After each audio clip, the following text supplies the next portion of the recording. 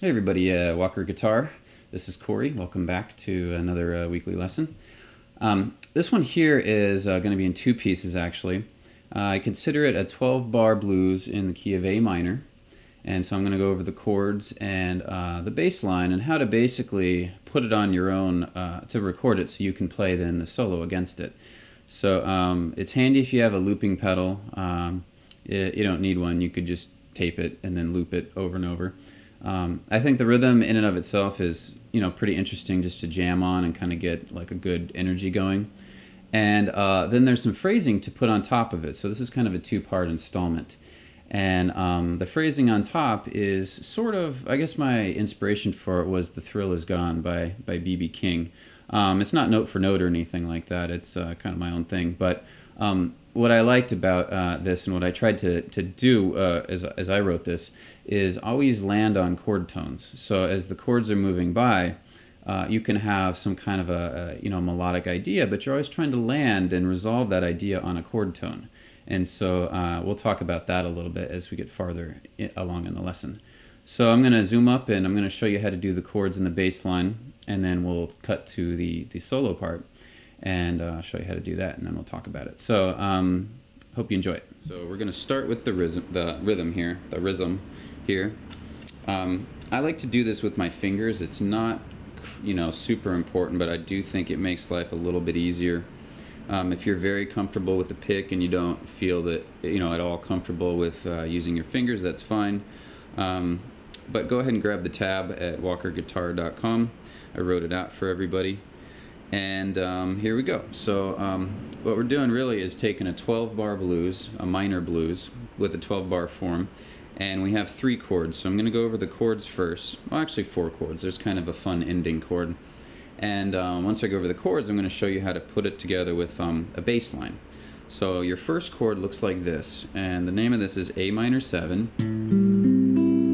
And the way I like to do this is I'm taking the 3rd finger. This is all at the 5th fret.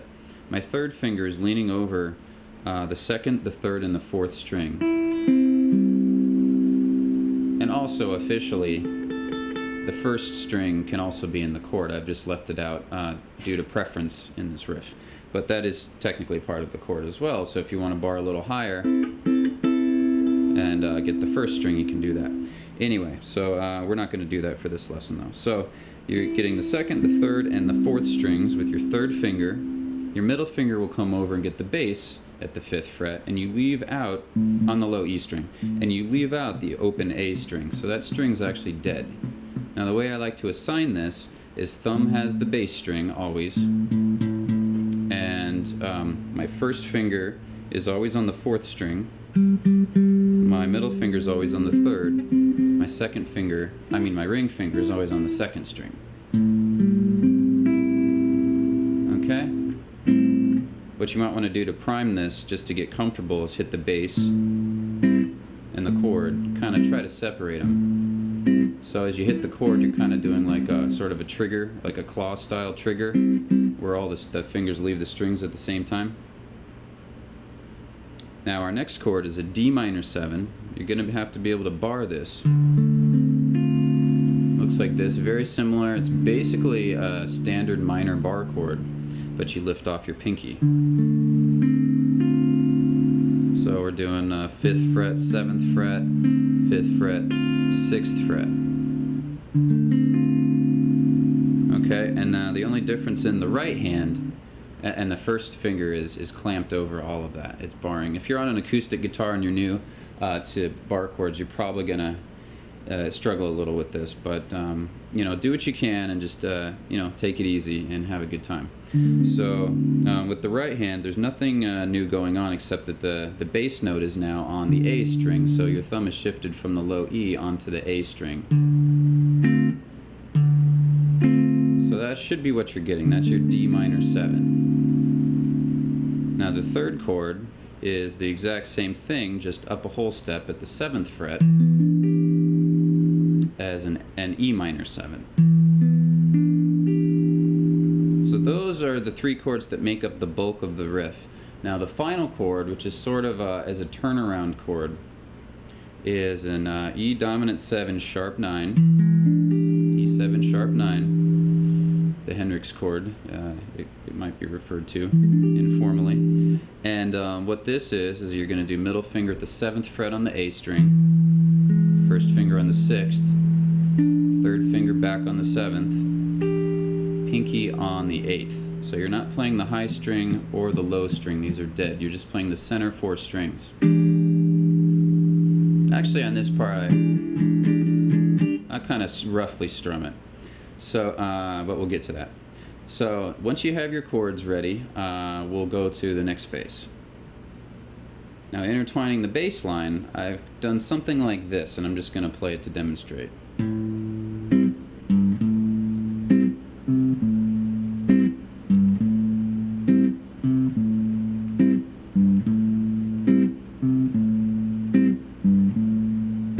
So what we're doing here is we're taking the luxury of this third finger and the fingers having the whole chord, and these other extra fingers to be able to kind of intertwine a bass line underneath the chord. So the way that it's working out here in this case is I'm always doing a bass chord sort of thing. 1, 2, 3, 4, that sort of thing, and sometimes I might add a few extra notes in between the chord. So the way this one's starting is it's the bass and the chord, just like we did, you know, with the actual rehearsal of the chord. And then you're going to come underneath and do the 3rd fret with your first finger without letting go of your 3rd finger.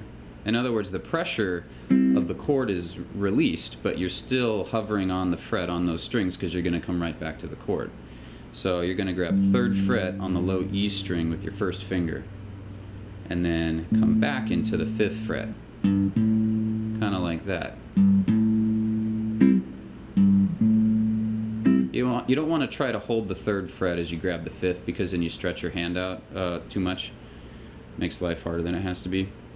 But you want to start thinking like that this is a bass line, you know, like a separate idea. You know, that there's a bass player that's doing that. You don't want it to sound sloppy. You want it to sound like 2 separate ideas, where this is an idea and that's an idea, and they're just coming together. So just to keep that in mind, the ear is really the greatest teacher of all. So the pattern then that we're going to do is like this, where we go bass, chord, 3rd fret, back to the 5th, hit the chord again, then you're going to hit the 3rd fret on your A string. So you're just kind of alternating on which string the first finger's jumping to. So slowly.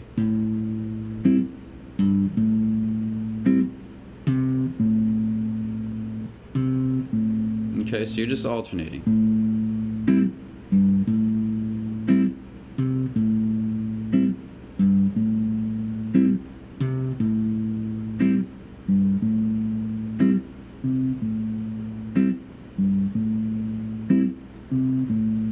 So remember, your 3rd finger has a lot of responsibility as far as how catchy and clean this is going to sound. You're hitting it and you're just releasing. It's just sort of a quick hit, and then there's a lot of dead space. That's intentional. Now after you do this, you're going to want to loop this pattern 4 times. 1 time through the pattern takes you through 1 bar, and you have 4 bars to do this on A minor 7 before we switch. So on D minor 7, you have a separate pattern you're going to plug in. The good news is you're going to keep the chord, you're going to keep your hand in formation, which is nice. You're going to have a flexible pinky though to be able to get all the notes for this. Sounds like this. You're going to do the same idea where bass chord. The bass is now, again, it's on the A string, that note. So that should be your chord. And you're going to move, you're going to hit that bass first, and your pinky's going to jump to the 8th fret on the low E string.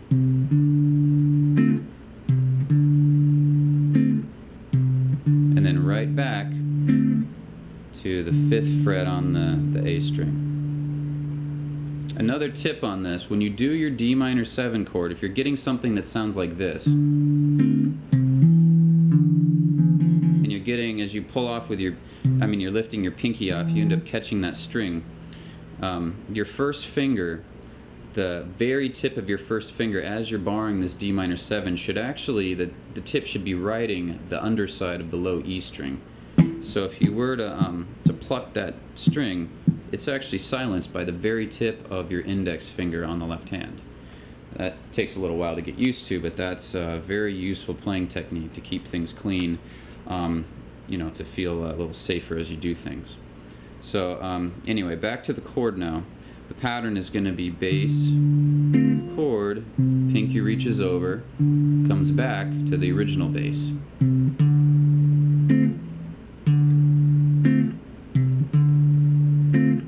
Now the next note, you're going to have a second bass note that you insert. It's going to be at the same fret but on the A string. So you're looking at 8th fret on the A string, back to your D minor again. So the pattern, all said and done, is like this.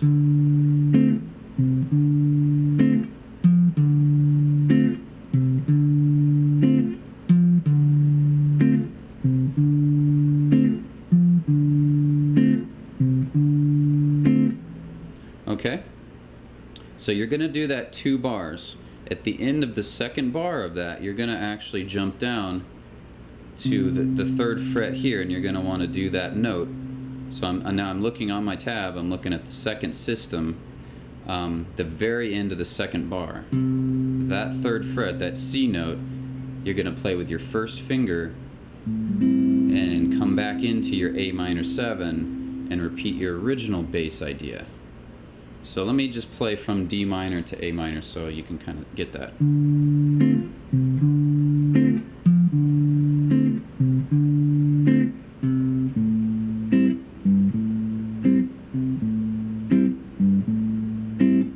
Okay? So, and I'm taking this from the A minor 7 after D minor 7.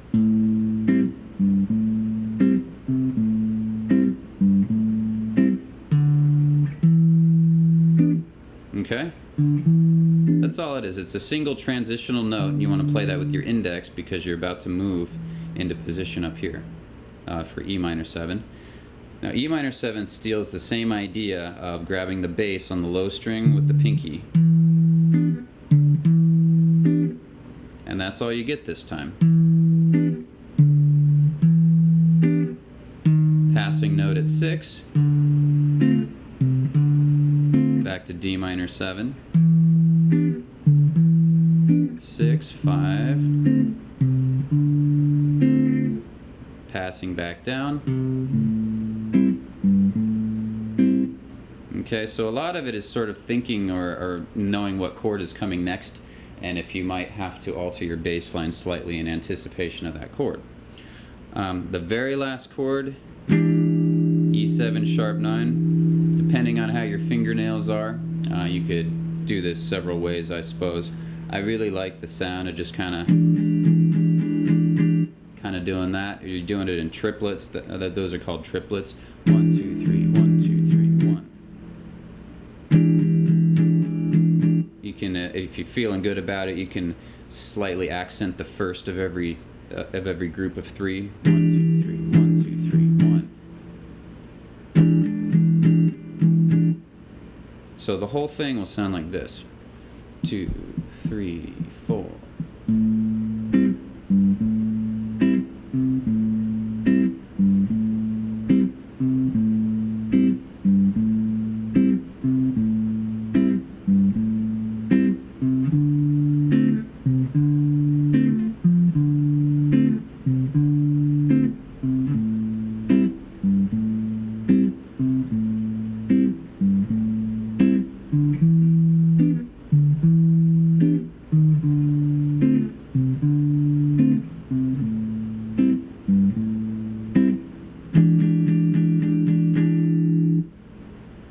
Okay?